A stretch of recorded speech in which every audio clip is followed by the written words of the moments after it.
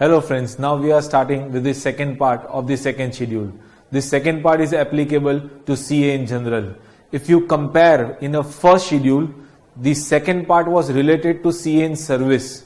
But you need to keep in mind when you are in a second schedule, the second part is related to CA in general. It means it is applicable to CA in practice, CA in service, as well as a chartered accountant who is not in practice, who is not in service, but is simply a member.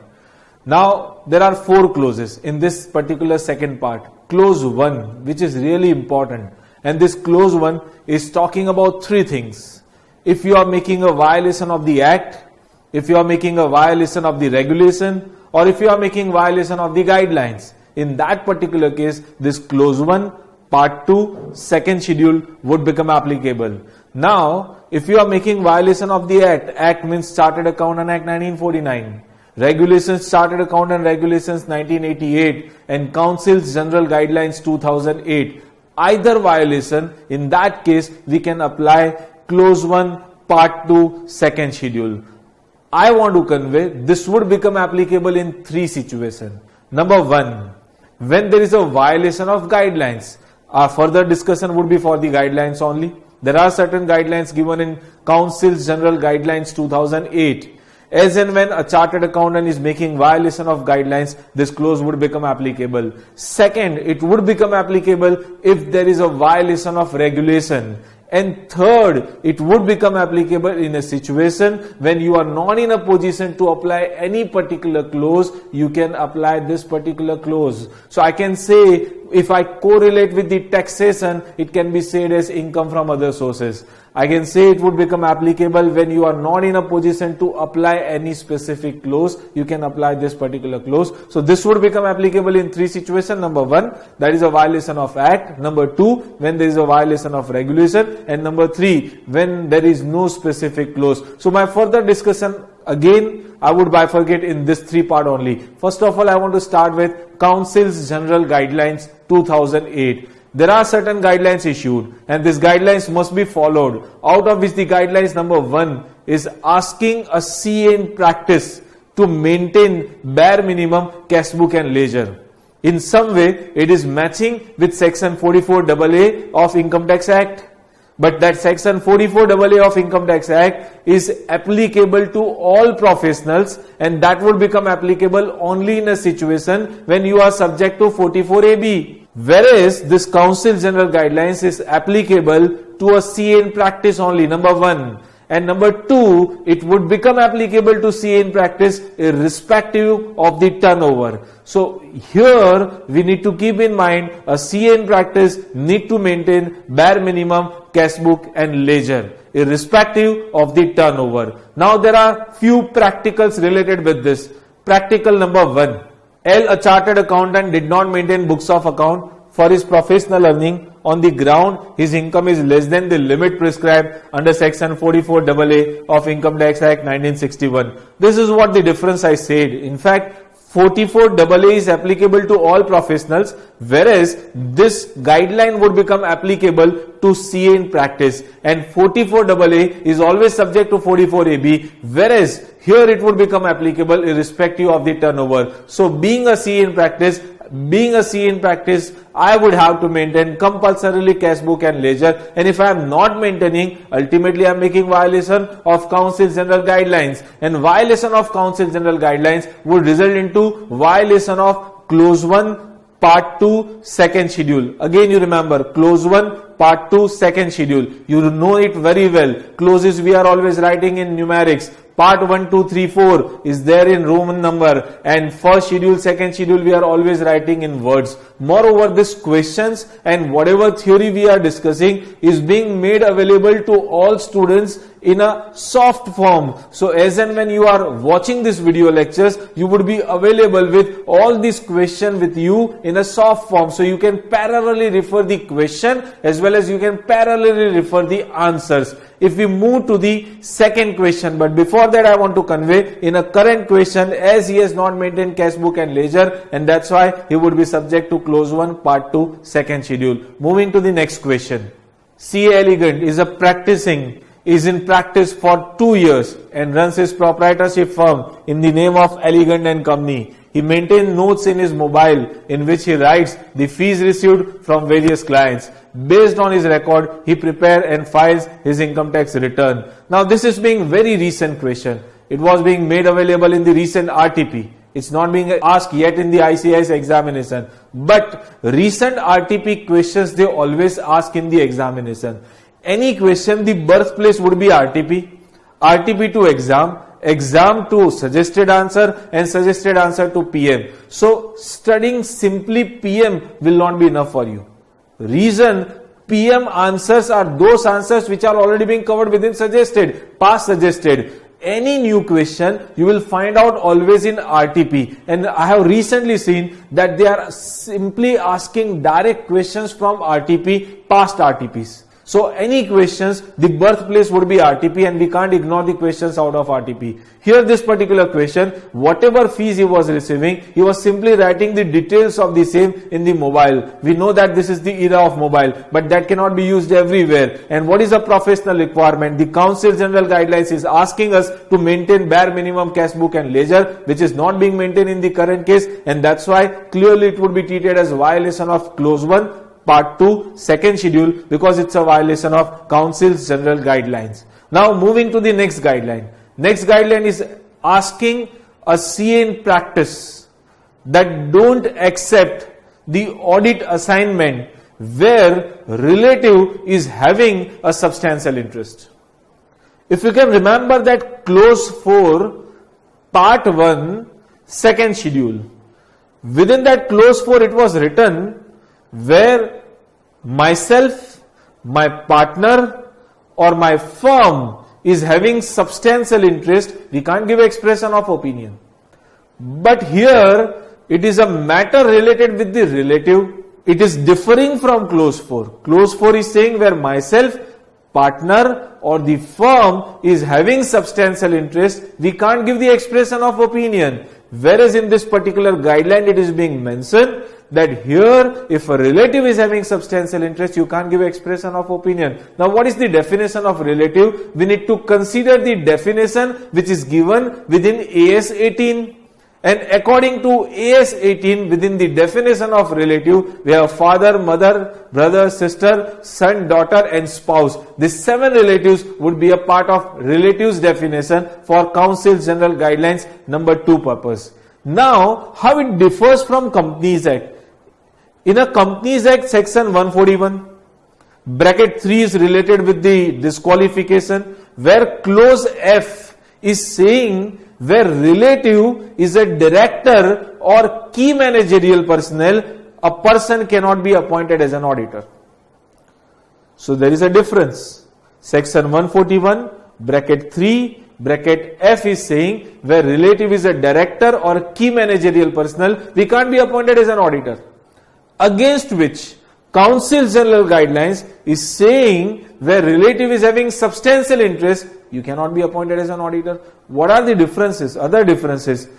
Council General Guidelines would become applicable to CA in practice, whether he is being a statutory auditor, whether he is being a tax auditor or any other position. Whereas section 141 bracket 3 bracket F would become applicable only in case of company audit and not otherwise. And number 2, the definition of relative is different in a Council General Guidelines as well as in a Companies Act. In a Council General Guidelines, for the definition of relative, we consider AS 18. Whereas under section 141(3)F, we are considering the definition which is given in HUF for the purpose of relative, and we will study in detail as and when we will discuss about the company audit. So the second guidelines is saying that wherever a chartered accountant's relative is having substantial interest, that CA in practice cannot be appointed as an auditor over there. If we see the practicals related with this particular guideline. Practical number 1. Mr. Shah, a chartered accountant, certified the financial statement of a company in which his wife is a director holding substantial interest. Now this particular question, if you see this question in PM, they are not only mentioning about professional ethics, they are also mentioning about the Companies Act. Here, the wife is falling within the definition of relative, yes, as per AS 18, and she is having substantial interest. So, according to Council General Guidelines, a person cannot be appointed as an auditor over there. Still, if he is being appointed, it would be treated as violation of Council General Guidelines, as well as it would be treated as violation of Clause 1, Part 2, second schedule. Clause 1, Part 2, second schedule. But if I just omit one aspect out of this particular question, that wife is not having substantial interest and she is being simply a director, according to professional ethics, can I become the auditor of this particular company? I would say yes. Because professional ethics is saying that relatives should have substantial interest. But can I be auditor according to Companies Act? My answer would be no. Reason behind Companies Act section 141 bracket 3 bracket F is saying that yes, you cannot become auditor where your relative is a director or key managerial personnel. But so far as this question is concerned, obviously his wife is having substantial interest, and that's why according to Council General Guidelines he cannot become auditor, and still if he is becoming, in that case he is making a violation of Clause 1 Part 2 second schedule. Moving to the next question. Mrs. Fair is a director of XYZ Private Limited, having 15% shareholding in the company. During the year 2003, the company appointed CA Mr. Lovely, Mrs. Fair's spouse, as its statutory auditor on Mr. Lovely's advice. The company issued fresh equity shares in 2003 and 4 in the ratio of 1 share for every 2 shares held by the existing shareholders of the company. Mr. Lovely used to deliver audit report for subsequent years without any comment or disclosure thereupon. In this particular case, I want to convey that wife is having 15% share, and afterwards company issued bonus share in the ratio of 2:1. So whether the shareholding would be 22.5%? Not at all, because as and when the bonus shares are issued, it is being issued to all. And that's why the shareholding of wife would remain 15%, which is not falling within the category of substantial interest. Wife is falling within the definition of relative, but 15% is not falling within the category of substantial interest. And that's why from professional ethics point of view, I'm just saying from professional ethics point of view, from Council General Guidelines point of view, that chartered accountant in practice can continue in the office, nothing is wrong. But if we compare it with the Companies Act, a director, wherever a relative is a director or a key managerial person, a person cannot be an auditor of the same company, which is happening in a current case. So it would be treated as a violation of Companies Act, though it's not a violation of the professional ethics. But we need to mention both as and when we are writing our answer in the examination. Moving to the next question. Mr. UN has been appointed as statutory auditor of a private limited company where his spouse, sisters, husband is having 75% ownership. Spouse, sisters, husband is not falling within the definition of relative, neither as per AS 18 nor even in a Companies Act. And that's why there is no misconduct. If I am being appointed as an auditor over there won't be treated as a violation of Council General Guidelines, and accordingly Clause 1 Part 2 second schedule is not being violated, though the interest is 75%, but spouse, sisters, husband is not falling within the definition of the relative, and that's why very well he can accept this position. Nothing is wrong and no violation of Clause 1 Part 2 second schedule. Moving to the next question. Mr. Ram, a relative of a director, was appointed as an auditor of the company. Comment. In this particular question, it is not being clarified whether he is having substantial interest or not. If relative is having a substantial interest, and if the definition of relative is as per AS 18, definitely it would be treated as violation of Council General Guidelines, but it is not being clarified. But if we correlate with the company's point of view, in a Companies Act section 141 bracket 3 bracket F is saying wherever relative is a director or key managerial personnel, he cannot be appointed as an auditor, whereas he is being appointed as an auditor in the current case, and that's why it would be treated as violation of the Companies Act, though apparently we can't say whether it's a violation of professional ethics or not, because it is not being clearly specified in the question itself whether he was having substantial interest or not. So there would be an open-ended answer so far as this, but as I recently said, you need to mention both. You will have to mention the professional ethics as well as you will have to mention the Companies Act as well. Moving to the next guideline. The next guideline is saying that a CA in service If he is grossly negligent in respect of his duties, in that case, this guideline would become applicable. It is matching in some way with clause 7, part 1, second schedule. Clause 7, part 1, second schedule. Clause 7, part 1, second schedule is applicable to CA in practice if he is grossly negligent in respect of his professional duties. But the way in which the CA in practice can be grossly negligent, even CA in service can be grossly negligent. And if a CA in service is grossly negligent, it won't be treated as violation of clause 7, part 1, second schedule, because part 1 is applicable to CA in practice only. Rather, it would be treated as violation of Council's general guidelines, and accordingly, it will result into violation of clause 1, part 2, second schedule. Right now we are in second schedule. Right now we are in a part 2, and part 2 is applicable to CA in general, and in which we are discussing about clause 1, and that clause 1 is applicable if you are making a violation of the act, regulation, guidelines, out of which right now our discussion is going about different guidelines. This is third guideline which we are discussing. If we see the practical related with the same. Mr. K, a chartered accountant not in practice, was employed by Duwell Limited on a salaried basis as a chief internal auditor to be in charge of internal control and internal audit department of the company. Mr. K largely relied on the work of other unqualified employees of the company. The statutory auditor subsequently found out that the internal control was weak, that there were omissions to record cash sales and collection from debtors, and the statement attested by the chief internal auditor were all either untrue or false. The company seeks your advice whether any action could be taken against Mr. K under the provisions of Chartered Accountant Act. Yes, definitely action can be taken. He is not a CA in practice. He is CA in service, working as an internal auditor of the company. In that particular case, he has not performed his job with the standards and the skills expected from him, and he is grossly negligent in respect of his duties. Whatever statement he has certified, later on all statements are found untrue or false. In that case, he would be covered by these guidelines, and accordingly, it would be treated as violation of clause 1, part 2, second schedule. At the same time, moving to the next guideline. The next guideline is talking about that a CA in practice can conduct 60 tax audit assignment in a year. 60 tax audit assignment under section 44AB of Income Tax Act 1961. Basically, it should be mentioned in the Income Tax Act how many tax audit a CA in practice can conduct, but it is not being clarified over there, and that's why the clarification is given within Council's general guidelines that a CA in practice can conduct 60 tax audit assignment in 1 year. You must remember, as and when we are discussing about company audit, the relationship would be treated as auditor and client.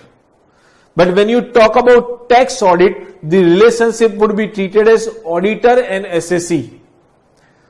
The optional word you can use, auditor and auditee. So far as this guideline is concerned, it is clarifying that a CA in practice can conduct tax audit assignment 60 in number in a year under section 44AB of Income Tax Act 1961. If we see the related points with this 44AB and duties of auditor, we will discuss in detail at a later stage as and when we will discuss about the tax audit. But right now, in what way this 60 tax audit assignment would be counted, if we see in detail one by one point, if any partner has signed some tax audit report in his personal capacity or in capacity of the partner of the other firm, the same shall be excluded. If I explain this particular point, this point is saying that Mr. X is having a firm proprietorship firm X and associate. He is also a partner with Y in XY and associate. In this case, out of 60 tax audit assignment, if 20 audit, if he is signing as in a capacity of X and associate, remaining 40 only he can contribute in XY and associate. So if certain percentage or certain numbers of tax audit assignment, either you are signing in a personal capacity or as a partner of any other firm, only remaining audit you can contribute somewhere else. So it's not like that per person per firm 60. It's per person 60, whether you are contributing the same in a proprietorship concern or whether you are contributing the same in a partnership concern. Moving to the next point. Moreover, it is also provided that the audit conducted under section 44 AD, AE and AF of Income Tax Act 1961 shall not be taken into account. You remember, whenever I am talking about these guidelines, I am talking about section 44 AB only. If you are doing beyond 44 AB in any year under section 44 AD, which is related with the presumptive rates and presumptive taxation, in that case that 44 AD, AF and AE is not counted in calculation of this limit of 60. This limit of 60 is just applicable for section 44 AB. The next point is saying that such specified number include both corporate and non-corporate SSEs covered. We know it well, within the definition of SSE, whoever is coming, maybe a proprietorship concern, maybe a partnership concern, maybe a company, all will be counted. Wherever I am doing a tax audit, be it be a proprietorship concern, partnership concern, company, corporate SSE, non-corporate SSE, all will be a part of calculation of this tax audit limit under section 44 AB. At the same time, it is also being clarified that if a chartered accountant in practice is in full-time or part-time employment somewhere, his 60 won't be counted in calculation. The reason behind, if you can remember clause 11, part 1, first schedule. Clause 11, part 1, first schedule is restricting a chartered accountant in practice from engaging in any business or profession. If he is going for a job somewhere, other than a CA firm, he will have to take a prior approval of the council, and as and when he is going for taking a prior approval of the council, in that particular case, council is keeping two restrictions on him. Number one, the attest function, and number two, the articleship training. As he can't do the attest function, obviously he can't sign this 60 tax audit assignment. So within a firm, suppose there are 3 partners, out of which 2 are purely in a partnership, and they are not in a job anywhere, but the third partner is also into a job somewhere. In that case, he must have taken a prior approval of the council and must have kept certain restriction in a form of attest function or in a form of articleship training. Now, accordingly, apparently there are 3 partners, so they can do 180 audit, but out of which the audit of that particular partner who is in a job won't be counted, and only remaining 2 partners can do 60 and 60 tax audit assignment. Moreover, here from tax audit point of view, the head office and branch are being considered as one audit only, because the difference of head office and branch is considered in a company audit and not in a tax audit. Suppose a company is having 50 branches, but still from tax audit point of view, it would be taken only as a one tax audit assignment. So there is no difference, be it be a head office or be it be a branch. It is always being considered as one audit assignment from tax audit point of view. If we see the practical number 1, Mr. ND is a partner in Messrs. XYZ and Company, a firm of chartered accountant with 6 partners. During the assessment year 2015-16, Mr. ND alone had signed 290 tax audit report consisting of both corporate and non-corporate SSE. This question was asked in a recent past. There are 6 partners, so they can do 360 tax audit assignment. Can a single partner sign all 360 audit assignment? Yes, definitely. Nothing is wrong. Because as and when he's signing on behalf of the firm. And that's why in a current case, even if he has signed 290 tax audit assignment, still it won't be treated as a violation of Council General Guidelines, and it won't be treated as a violation of Clause 1 of Part 2 of the second schedule. Moving to the next guideline. A CA in practice can conduct 30 company audit assignment in a year. It differs from Companies Act. Companies Act, if you refer section 141 bracket 3 bracket G, is saying that a CA in practice can conduct 20 company audit assignments. And within that limit of 20, one-person company, small company, dormant company and a private limited company having paid up capital less than 100 crore is not counted. Again, I want to repeat. Section 141 bracket 3 bracket G is saying that a CA in practice can conduct 20 company audit assignment in a year. But in calculation of this 20, one-person company, small company, dormant company and a private limited company having paid up capital less than 100 crore is not considered in the calculation. But Council General Guidelines is saying that a CA in practice can conduct 30 audit assignment of a company in a year, irrespective of fact whether it's being a public company or whether it's being a private company. Now what a chartered accountant in practice should follow? Being a CA in practice, obviously I will have to follow professional ethics. And being a company auditor, obviously I will have to follow Companies Act. And that's why, what is the suggested way? That you should go for 20 public company and 10 private companies. If you are doing this, you are following both 20 public companies and 10 private companies, because according to Council General Guidelines you can do 30 in total, so you are within your limit.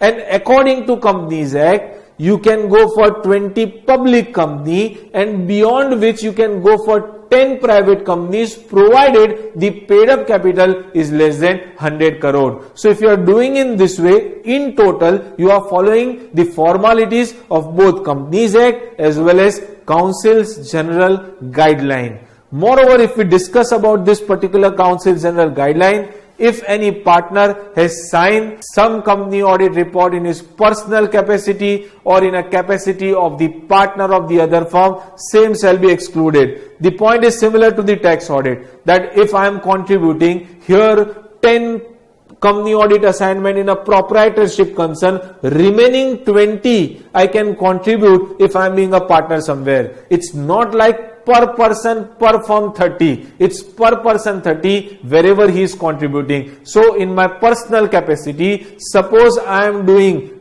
10 company audit assignment, out of which 8 are public company, then I can contribute in a partnership firm 20 assignment. But out of that 20 assignment, what number of public company assignment I can take? I can take 12 public company assignment. Here, remaining 8 would be a private company. In this way, I will follow both Council General Guidelines as well as Companies Act. You need to keep in mind that private companies must be having paid up share capital less than 100 crore. Moving to the next point. Number of partners of the firm shall be the same as on the date of acceptance of audit assignment. This point is applicable for both, for company audit as well as a tax audit. A very good point. Suppose there are 3 partners and they have accepted 90 company audit assignment. Afterwards, unfortunately, there is a death of one partner. What number of audit they can sign? The remaining partner can sign in that particular year. They can sign 90 tax audit assignment. The reason behind, whenever they accepted the audit, there were 3 partners, and that's why in that particular year they can sign 90. Which date is relevant? The date of acceptance is relevant and not the date of signing. Now the further question, in the next year, what number of audits they can accept? They can accept only 60. The reason behind that, on the date of acceptance there are only 2 partners. I can explain you in some other way also. There are 2 partners. They are having 60 audits already. Now they are being offered audit number 61. So they should go for, first of all, accepting new audit, or they should go for selecting a new partner. Obviously, they will have to go for selecting a new partner. In that way, they will add additional capacity in their firm, and afterwards they should accept the audit, because the relevant date is not the date of signing, the relevant date is the date of acceptance. And on the date of acceptance, how many partners you have, that is being observed, and accordingly, in that case, they will have to go for selecting a new partner first, and then only they can accept the new audit assignment. Moving to the next point, any partner wherein full-time or part-time employment practice elsewhere shall not be counted. I want to convey again, this is because of the clause 11 part 1. first schedule. Clause 11 part 1 first schedule is saying that a CA in practice, if he is going for a job, he will have to go for taking a prior approval, and prior approval where council may keep two restrictions. Number 1, a test function, and number 2, articleship training. If such kind of restrictions are being kept, in that particular case, he cannot sign the audit assignment. So though he may be a partner somewhere, but still he cannot contribute his 30 audit assignment in that particular firm or anywhere else. The next point is saying, out of total public company assignment accepted, there should not be more than 10 companies having paid up capital more than 25 lakhs. Out of total assignment accepted, that is 30. Public companies only. Suppose they are selecting 20. There should not be more than 10 public companies which is having paid up capital more than 25 lakhs. So can there be private companies having paid up capital more than 25 lakhs? Yes. This restriction of having paid up capital more than 25 lakhs only for 10 companies is given in Council General Guidelines, but it is not given within Company Audit or Companies Act. So Companies Act is open. You can select 20 public company audit assignment, and all 20 public company audit assignment where you can have paid up share capital more than 25 lakhs. But being a CA in practice, obviously you will also have to follow Council General Guidelines, and that Council General Guidelines is saying any number of public company audit assignment you are accepting, maybe 15, maybe 17, maybe 20, but out of which there should not be more than 10 companies having paid up share capital more than 25 lakhs. So now make it very clear, as per Council General Guidelines, you can accept 30 audit. Be it be public, be it be private, doesn't make any difference. But if you are accepting 15, 17, 20 public company assignment, you can't accept more than 20, because if you are accepting more than 20 public company assignment, it would be treated as a violation of Companies Act. So it would be 20 up to public company we can accept, out of which there should not be more than 10 public company having paid up share capital more than 25 lakhs. But what about remaining 10 private companies which we are accepting, where our paid up capital can be more than 25 lakhs, but it should be lesser than 100 crore, because if it is going beyond 100 crore, it would be counted as one in case of Companies Act as per section 141(3)(g). Hopefully this point is clear to all of you. Moving to the next point, which is saying that whether a branch is being considered for the purpose of calculation. A good example I want to give you. Suppose I am having a audit of one company which is having 20 branches. I am the company auditor as well as I am the branch auditor. In my calculation of 30, only one would be counted. Suppose I am having only 20 branches. I don't have an audit of the head office. In that case, still it would be counted as one. And suppose out of 20 branch, I am just having only one branch. Still it will be counted as one in calculation of 30 company audit assignment. Again, I want to repeat, one head office plus 20 branches I am having. Still it would be counted as one. Only 20 branches I am having, still it would be counted as one. And only one branch or audit assignment I am having, still it would be counted as one in calculation of 30 company audit assignment in a year. Moving to the next guideline. The next guideline is really important, which is saying that whenever you are accepting audit of a government company or a public company, and where your turnover is more than 50 crore of that particular company, in that particular case, whatever fees you are charging for company audit, means fees under section 142 of the Companies Act, whatever fees you are charging for company audit, you need to charge comparatively lesser for all other services provided by you, which is being defined as a management consultancy services under section 2, subsection 2, clause 4.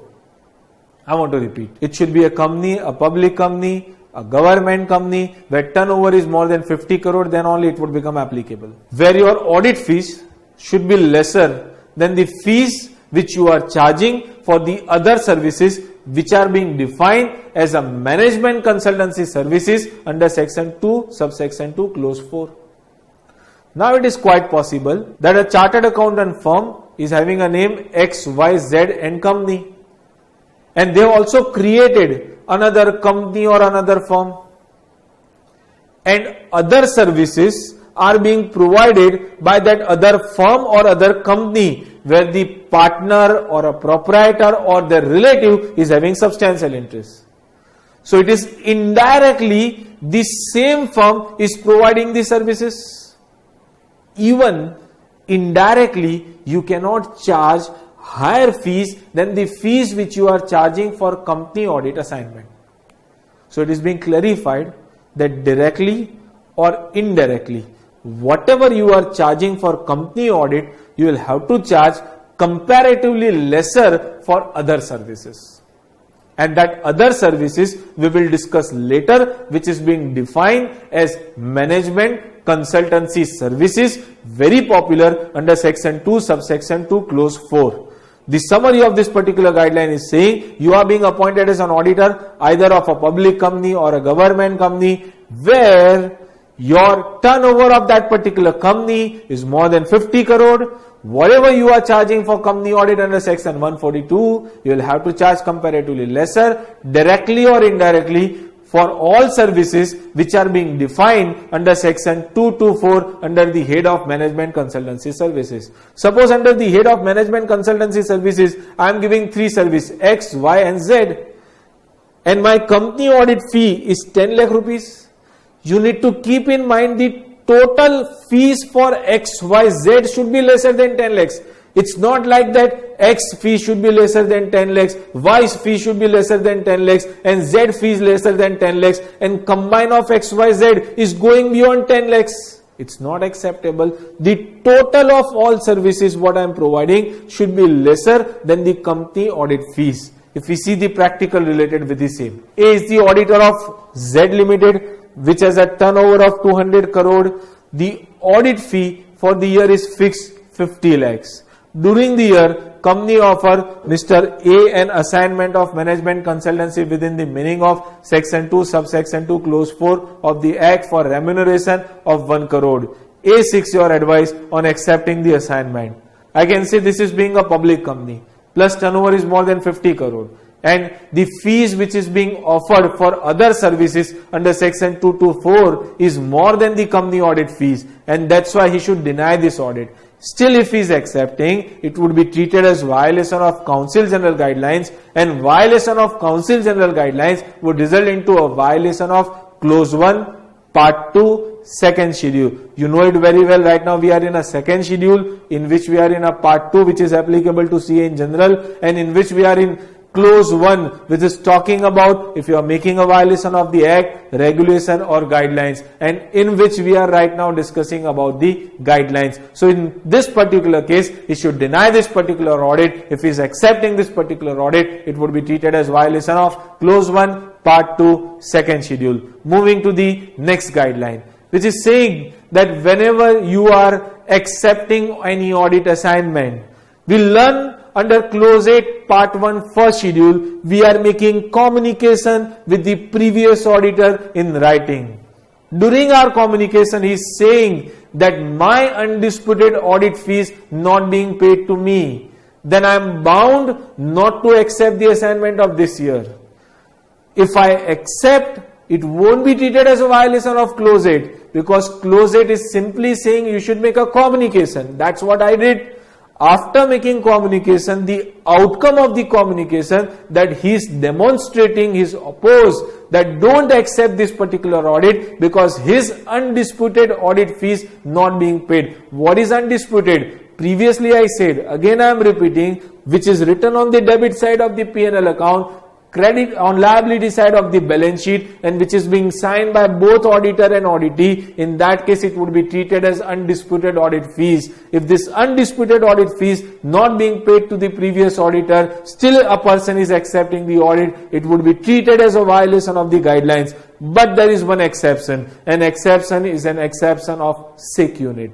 In case of sick unit, even if the previous auditor's undisputed audit fees not being paid, still that particular audit can be accepted and it won't be treated as a violation of the guideline. If we see the practical related with the same, Mr. C accepted the statutory audit. of Messrs PSU Limited, whose net worth is negative for the year 2003-4. The audit was to be conducted for the year 2004-5. The audited accounts for the year 2004-5 showed liability for payment of tax audit fees of 15,000 in favor of Mr. E, the previous auditor. Just having outstanding fee of a previous auditor is not the reason why I should not accept this assignment. But he should have oppose on this. He should demonstrate his oppose. Then only I am bound not to accept this particular audit assignment. Number 2, this is being a case of a sick unit because the net worth is negative, and that's why sick unit is falling within exception, and that's why audit can be accepted. Nothing is wrong. If the audit is accepted, it won't be treated as a violation of Council General Guidelines, and it won't be treated as a violation of Clause 1 Part 2 Second Schedule. Moving to the next guideline. The next guideline is saying that for any audit assignment, if you are in debt for an amount exceeding 10,000, you cannot accept that particular audit. But exception we know, that's a company audit. Under Companies Act, this amount would be 5 lakh rupees. Section is 141 3D2. Under that particular section, we have learned that a person, if in debt for an amount rupees 5 lakhs, then is debarred, restricted from accepting that particular company audit. But that amount for other audit, like tax audit or any other type of audit, would be 10,000. So you need to keep in mind the indebtedness criteria. For company audit, it would be 5 lakh, and for other types of audit, it would be 10,000. Till time, we learn various guidelines. If I just give you a reminder of all guidelines, what we have learned. Number 1, it was related with a CA in practice must maintain cash book and ledger irrespective of the turnover. Number 2, that we cannot accept the audit assignment where relative is having a substantial interest, the definition of relative as per AS 18. Number 3, wherever employee chartered accountant is grossly negligent, he will be held responsible under Council General Guidelines. Number 4, a CA in practice can accept 60 tax audit assignment in a year. Number 5, we learn that a CA in practice can accept 30 company audit assignment in a year. Next one, we learn that whenever you accept a company audit assignment which is a public company where the turnover is more than 50 crore, you are bound not to accept the audit assignment if the fees for other services under section 224 is more than company audit fees. The next one, we learn that if previous auditors undisputed audit fees not being paid, we are bound not to accept the assignment of this particular year except in case of sick unit. And last one, we learn that normal indebtedness criteria under company audit, it would be 5 lakhs rupees, and for other audit the amount would be 10,000. But we know that as and when we are learning Clause 1 Part 2 Second Schedule, we are not only learning about the guidelines, we are also learning about the regulations. And there are 3 regulations about which I want to discuss.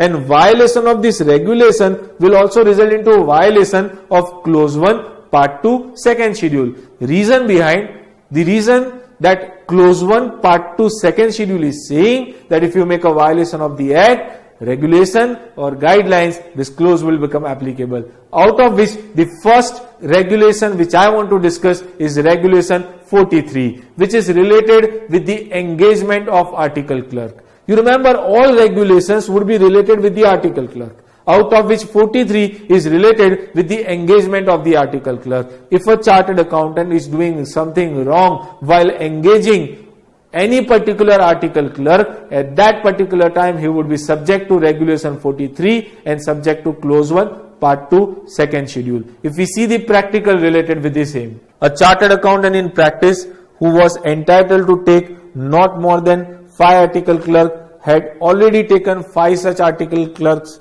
represented to Mr. X that he had still a vacancy and induced him to enter into articles with him. A formal deed was executed. A subsequently cancelled the article of 5th article clerk for irregular attendance without a reference to the institute. Explain whether A can be deemed guilty of professional misconduct. C in practice can keep article clerk. What number of article clerk would depend upon his seniority. So in this particular case, he was having capacity to keep 5 articles and he was already having 5. So he can't invite any more article clerk. Still he invited.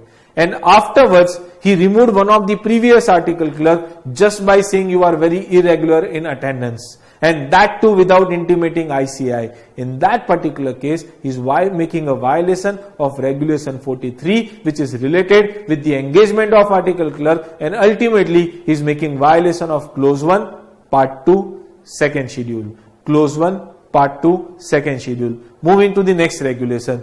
The next regulation is related with Regulation 47, which is known as premium from article clerk. We cannot accept any amount directly or indirectly from the article clerk. And if a CN practice is accepting any work, any amount directly or indirectly from the article clerk, he is making violation of this Regulation 47. There are few practicals related with this Regulation 47. Practical number 1. Messrs ABC, a firm of chartered accountant, has taken a loan for acquiring computers from a company whose managing director's son is an article trainee with a partner of Messrs ABC. In this particular case, it is difficult to establish that in future I will need some computers, I will need loan, and that's why I'm appointing you as an article clerk. At a later date, I can contact your father for taking a loan. But still, if it is being proved that he was being appointed for this purpose, for getting some benefit, directly or indirectly from that particular article clerk, in that case Regulation 47 will become applicable. But whenever you are writing this particular answer, you will have to mention Regulation 47, but the answer would be open-ended, where you need to clearly state that if it is being proved that he was being appointed as an article clerk only with this reason, then only this Regulation 47 will become applicable and not otherwise. And violation of Regulation 47 would be treated as violation of Clause 1, Part 2, second schedule. Moving to the next question. Mr. Brilliant, a practicing chartered accountant, received major professional assignment. To complete the said assignment, he was required to buy 4 computers. Due to his inability to provide a fund for acquiring the same, he borrowed money from a firm where one of the article clerk and his father were interested. Is he guilty of professional misconduct? More or less this question is similar to the previous question, but still there is a difference. In a previous question, the business was belonging only to the father. Whereas in this question, if you mark, the business where the article clerk and his father is interested. If I first answer the original question, it is difficult to establish that in future I will get the assignment, I will need computers, and then after I will contact the father for the purpose of taking a loan, and for that reason I am appointing right now as an article. But still, if it is being proved, it would be treated as indirect premium from the article clerk and Regulation 47 would be applied. But one more point is also there in this particular question: how an article clerk can be engaged in any business anywhere. If he wished to engage in any business, Regulation 65 will become applicable. And according to Regulation 65, being an article clerk, you want to engage somewhere, you will have to take a prior approval of the institute. So that is the additional point in this particular question. Otherwise, more or less the question is similar to our previous question. Moving to the next regulation, and next regulation is related, Regulation 48, related with the stipend.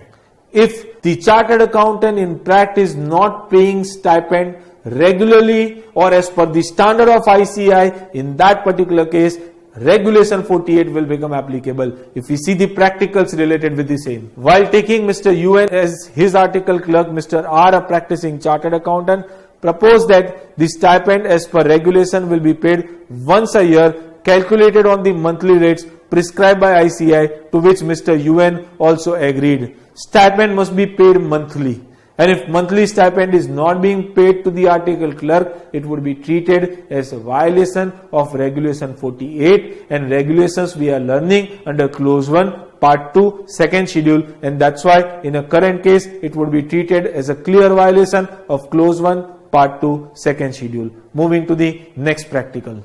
Mr. PB, an aspiring student of ICAI, approached Mr. UB, a practicing chartered accountant, for the purpose of articleship. Mr. UB, the principal, offered him stipend at the rate of 2,000 per month to be paid every 6 months, along with the interest at the rate of 10% per annum, compounded monthly to compensate such late payment on plea that cycle of professional receipt from client is 6 months. Mr. PB agreed for such late payment in the hope of getting extra stipend in the form of interest. Mr. UB, however, used to disburse salary to all his employees on time. In this particular case, the chartered accountant is offering that I am getting receipt from my client at the interval of every 6 months. So I will pay you payment, I will make you payment of stipend at the interval of 6 months. But as I am making a delayed payment, I will also give you stipend, interest on the same. In this particular case, as monthly stipends are not being paid, and that's why he will be held guilty under Regulation 48, and that's why he will be held responsible under Clause 1, Part 2, second schedule. So in total we learn 3 regulations, and if you see, all questions related with regulations are being related only with the article clerk. Regulation 43, engagement of article clerk. Regulation 47, premium from article clerk. And Regulation 48, stipend from article clerk. Within this Clause 1, we are in Clause 1, Part 2, second schedule. First of all, we understood the guidelines. Then we understood the regulation. Now there are certain general questions. As I said, if you can remember, this Clause 1, Part 2, second schedule can become applicable in a situation where there is a violation of the Act, violation of regulation, or violation of guideline. Now, regulations we have discussed, guidelines we have discussed, plus this clause would become applicable in a case when there is no specific clause you can apply. You can apply this particular case, and that's why we also know it as income from other sources. So if we see such general practicals where you are not in a position to apply any particular clause, and that's why you are applying this particular Clause 1, Part 2, second schedule. Practical number 1. Mr. J started his practice as a chartered accountant in 1996. During 1999, he got an offer for the post of a chief accountant of a software development company as a full-time employee for a salary of Rs 60,000 per month. On accepting this offer, Mr. J converted his practice into partnership firm by taking a fresh chartered accountant as his partner. Mr. J neither intimated the institute nor obtained permission from the institute about his employment. Will Mr. J be held guilty under the CA Act? Now this question we previously discussed whenever we discuss about Clause 11. Clause 11, Part 1, first schedule, which was saying that a CA in practice can't engage in any other business or profession. And apart from business or profession, what else he can do was covered within Regulation 190 capital A. And that 190 capital A was bifurcated in 2 parts: things what you can do freely, things what you can do subject to prior approval. If I am going for being a CA in practice, if I am going for a job under some CA in practice, I am not supposed to take a prior approval. But for other jobs, if I am going, I will have to take a prior approval of the council, which is not being taken in a current case, and that's why it would be treated as a violation of Regulation 190 capital A as well as Clause 11, Part 1, first schedule. But over and above, he converted his proprietorship firm into partnership firm, and for which he didn't intimate ICAI. Now for this there is no specific clause. You may think, can we apply that clause to Part 3, first schedule, which was saying that we are not providing information to the ICAI. But that clause to Part 3, first schedule can be applied if and only if information is demanded by ICAI but not provided from our side. Whereas in this particular question, certain voluntary information we were supposed to provide to ICAI which we are not providing, and that's why that clause 2, Part 3, first schedule can't be applied. And as there is no specific clause for it, we are applying Clause 1, Part 2, second schedule. So I hope you understand that there is a difference. If ICAI is calling for some information and if I am not providing, Clause 2, Part 3, first schedule. But some information I am supposed to provide voluntarily, still if I am not providing, in that particular case there is no specific clause, and that's why we are applying Clause 1, Part 2, second schedule. Moving to the next question. The manager of PB Limited approached CAUB in the need of a certificate in respect of consumption statement of raw material, without having certificate of practice, CAUB issued the certificate to the manager of the company acting as a CA in practice and applied for the COP of the institute on very next day to avoid any dispute. Now there are two parts to this question.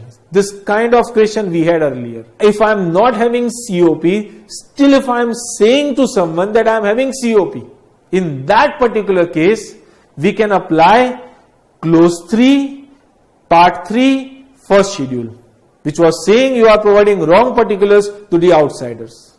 So if someone is asking, are you a COP holder? I am saying yes. In fact, I was not having. So clause 3, part 3, first schedule. But here, he is not asking me, he is giving me some work. That you certify this raw material consumption statement. I am certifying. I am not having COP. So I am not giving any false particulars to the outsider.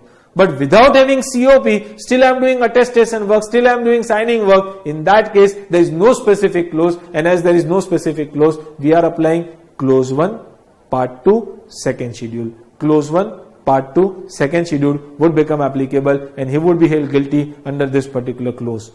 The second clause, we are in a part 2 of second schedule. Part 2 is applicable to CA in general, be it be CA in practice, CA in service or otherwise. This clause 2, till time we were discussing about clause 1, which was saying we are making violation of Act, regulation, guidelines, wherein we learn about the guidelines, we learn about the regulation and we also learn about the general question. This clause 2 is saying that if an employee chartered accountant is not maintaining confidentiality, this clause 2 will become applicable. It is similar to clause 1 of part 1. So now you need to keep in mind clause 1, part 1, second schedule, clause 2, part 2, second schedule. Clause 1, part 1, second schedule is applicable to CA in practice for maintaining confidentiality. Whereas clause 2, part 2 of second schedule is applicable to employee chartered accountant for maintaining confidentiality. And he can break confidentiality in two situations. Permitted not by client, by employer, or demanded by court of law.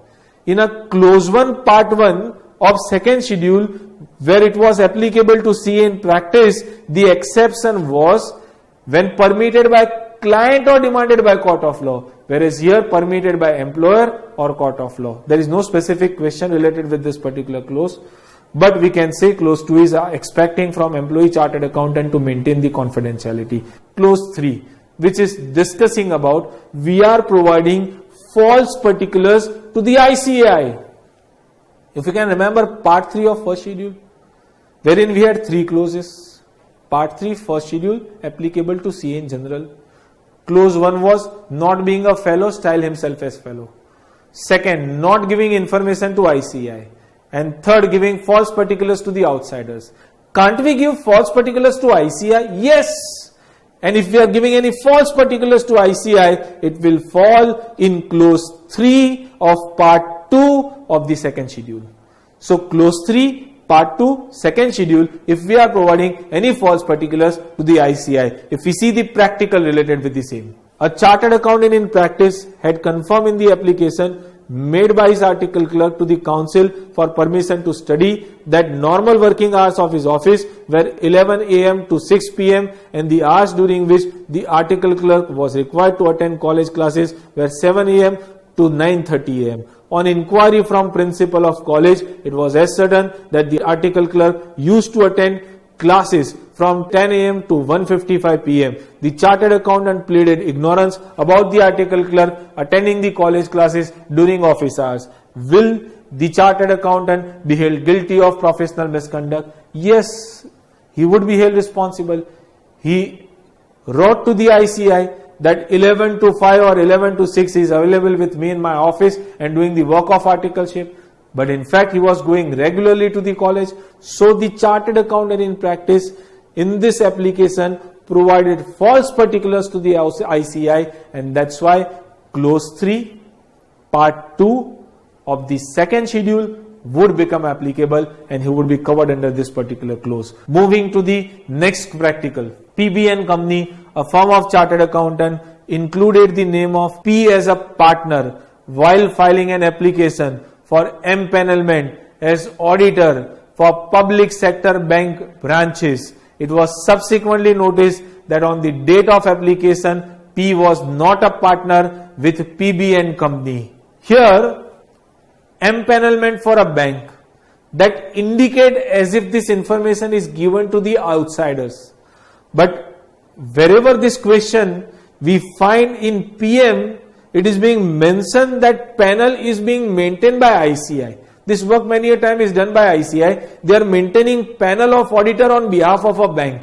So ultimately, whenever you are sending your biodata for empanelment, you are not giving it to the bank, rather you are giving it to the ICI. And wherein you are providing a false particular. If we consider it's being provided to the bank, we will have to go in a first schedule, part 3, clause 3, which was saying you are providing false particulars to the outsider. But here we presume that the panel is being maintained by the ICI, and it is also written within PM that panel is maintained by the ICI. In that case, it indicates as if we are providing false particulars to the ICI, and providing false particular will violate clause 3, part 2 of the second schedule. Moving to the last clause of part 2 of second schedule, embezzlement of money received in a professional capacity. Earlier we learned clause 10, part 1, second schedule, which was saying money belonging to the client need to be deposited in a separate bank account, and it should be utilized for the purpose for which it was being given. Suppose my client is going abroad. He gave me 5 lakhs rupees for making tax saving investment up to 31st March. If I deposit this in my normal bank account, clause 10, part 1, second schedule will be applied. If I use it for some other purpose, again clause 10, part 1, second schedule will be applied. I didn't use this at all. Again clause 10, part 1, second schedule would be applied. But as and when the client is coming back, I am denying, I won't give you this amount back at all to you. In that case, clause 4, part 2, second schedule would become applicable. I want to clarify. If I don't use the money for the purpose for which it was given to me, or if I don't deposit in a separate bank account, in that case that clause 10, part 1, second schedule would become applicable. But if I do not return this amount, as and when the client is returning back to India, so if I am making embezzlement of money received in a professional capacity, in that case this clause 4 will become applicable. So we learn in total 4 clauses in a part 2 of second schedule. Part 2 is applicable to CA in general, in which clause 1 was if you are making a violation of Act, regulation, guidelines. Second clause was if employee chartered accountant violating confidentiality. Third one, if you are providing false particulars to the ICI. If you are providing false particulars to the ICI. And fourth clause is saying embezzlement of money received in a professional capacity. Part 3, only one clause of second schedule, which is not a professional misconduct. Again other misconduct. And this again other misconduct is applicable to CA in general, be it in a practice, service or otherwise. If we can remember first schedule part 4, that was also other misconduct, and that other misconduct where we had 2 clauses. Clause 1 was saying you are being convicted by any civil or criminal court for a term less than 6 months. And clause 2 was saying you are doing something which is deriving disreputation to the ICI. So less than 6 months was covered within clause 1 of part 4 of the first schedule. Here it is more than 6 months. But we know that any question related with other misconduct, we never have a question related with imprisonment less than 6 months or more than 6 months, or convicted less than 6 months or more than 6 months. We always apply any question of other misconduct close to part 4 first schedule. So there is no specific question related with this particular clause. If you think about second schedule in total, it is being bifurcated in 3 parts. Part 1, Part 2, Part 3. Part 1 applicable to CA in practice, where we had 10 clauses. Clause 1, confidentiality. Clause 2, certification without examination of financial statement. Clause 3, certification without examination of prospective data. Clause 4, where myself, partner or firm is substantial interest, I can't give expression of opinion. Clause 5, fail to disclose a material fact, the non-disclosure of which is making the financial statement misleading. Clause 6, fail to report on material misstatement. Clause 7, grossly negligent in respect of professional duties. Clause 8, not generating enough information to warrant expression or taking such a big exception which nullify the effect of expression. Clause 9, departure from auditing standard need to be disclosed. Clause 10, money belonging to the client need to be deposited in a separate bank account and it should be utilized for the purpose for which it was given. Part 2, Clause 1, if you are making a violation of the Act, regulation, guidelines. Second, employee chartered accountant need to maintain confidentiality. Third, providing false particulars to the ICI. And fourth, embezzlement of money received in a professional capacity. And part 3, applicable for other misconduct, only one case, you are being convicted by civil or criminal court for a term more than 6 months and it would be treated as other misconduct. If you like this video, share it with your friends. Subscribe to our YouTube channel to watch more such videos and learn from our expert faculty members. Press the bell icon to get regular notifications whenever we upload a new video. Download NDI mobile app to get complete CA course online. We value your support. Thank you for watching.